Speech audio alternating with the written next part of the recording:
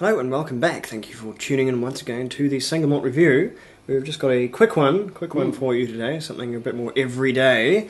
It's Teacher's Highland Cream. We looked recently at an Ardmore, the distinctive peated Highland whisky, and they are one of the key constituent whiskies in Teacher's blend. Yes, indeed. So we thought it might be pertinent, while we had some on hand, to have a wee look at really the primary output of the Ardmore distillery. Teacher's Highland Cream, a 40% blend.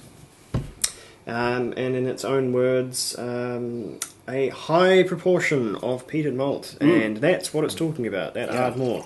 It is not just the heart malt in Teachers, it's pretty much the sole constituent malt. Others will go in, of course, but it really is all about the Ardmore distillery.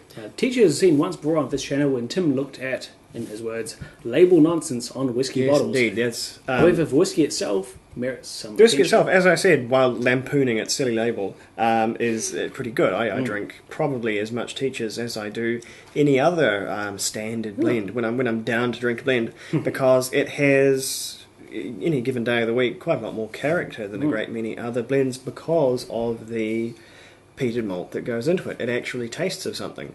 Not a huge diverse array of something, but it does have a really distinct character that singles it out from other blended whiskies, and it's pretty immediately obvious. Yep. It's reminding very strongly of the Ardmore we tried so recently. But a strong, slightly acrid grain alcohol bite as well. Yep, there is. I mean, there's just as much note from the pretty savage, pretty young grain whiskey that's in there, and in all cheap blends. But rising above it, there is the Ardmore peated mainland whiskey, and that's something. That is something it can call its own.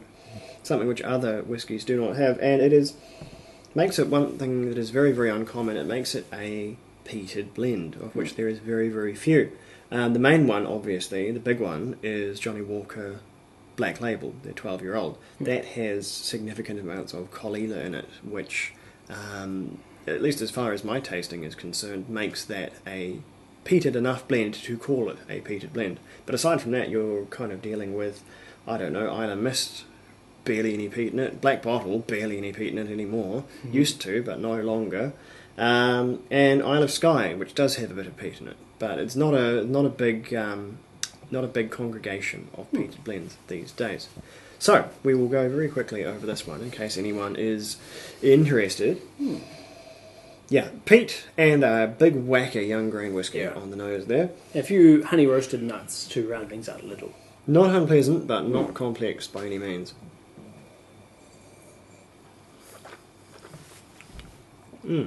Wow, that's lighter and sweeter than I expected. Lots of honey. On the palate, lots of sugars. Less peat on the palate. Lots of young, sweet grain. Yeah. Plenty of nice sort of barley malt. Some sweet porridge and maybe stewed plums. Yeah, a little bit of like golden syrup. That's sugarcane syrup. Probably not something people in America get very often. But yeah, it's sort of nice, fresh, just fruity enough, just peaty enough, just strong enough at 40%, and very, very pleasant. And it will do just fine on ice as well on a hot day. Yeah, I think that peaty component, subtle as it is in this blend, is enough to subdue the grain alcohol flavours a little. So it's much more of a I think that peat, Scotch whisky experience than just a blended whisky experience. I think that peat does it a hell of a lot of good, because the trap that a lot of these sort of super cheap, bottom shelf blended whiskies fall into is the grain alcohol is just so raw and so domineering that they all end up tasting the same. Not to say they taste bad, they just taste the same because that's such a dominant flavour and they all share it. Teachers may have this, that and the other thing in, but one thing that blends all share is that they have probably 50%, if not more, 60% is the norm, grain whiskey in them. Teachers, its big thing is that it has more malt whiskey in it. So that's its claim anyway. I don't know what its percentage is, but yeah, that peated element does raise teachers, I think, significantly above, say, your Grants or your black and white or your normal Dewars or anything else like that. They're endless, those bottom shelf afforder blends. And that's probably why I drink it. I do like a Teacher's. It doesn't mix well. That's one concern if you're into mixing your blended Scotch whisky. That peated note will dominate your more subtle drinks.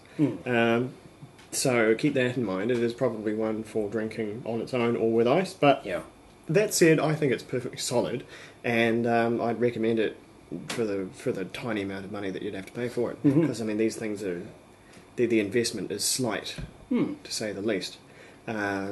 Silly label, definitively, but actually quite pleasant whiskey, and a good recommendation for a really cheap blend, which I know people have asked us to do more reviews of the really, really common blends, and we haven't done a great deal because that would rely on one of us actually buying one of them, and then it would sit around the house forever and so on and so on, and then we have to muster the creativity to say something interesting about it, which is the real struggle when you're dealing with these very formulaic I do still blends. have most of a bottle of Dewar's White Label, which I reviewed while Tim was away in Scotland About about a year and a half ago. Slowly evaporating.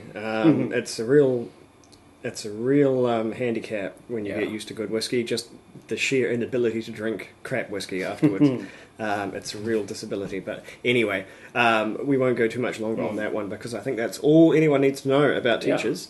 Good whiskey, bad label, more interesting than you might expect. Scores? Or is it really... Oh, no, scores. You saw it. You could see it spinning away there. Good catch. Scores for this one, it's probably going to be 76. Not up to the tier of age-stated blends. Certainly not up to the 12-year age-stated blends, but it's perfectly good. And won't do you wrong. What do you think? 71. It's by far one of the better no-age statement blends I've tried. The grain alcohol is so subdued by the addition of a peated whiskey, but it's sweet, approachable, not cloying or heavy. It's quite well balanced. Yeah, it's definitely worth a casual dram. So there you go. Teacher's Highland Cream. Give it a go sometime. You might just be surprised. Slanjo, keep safe. We will be right back.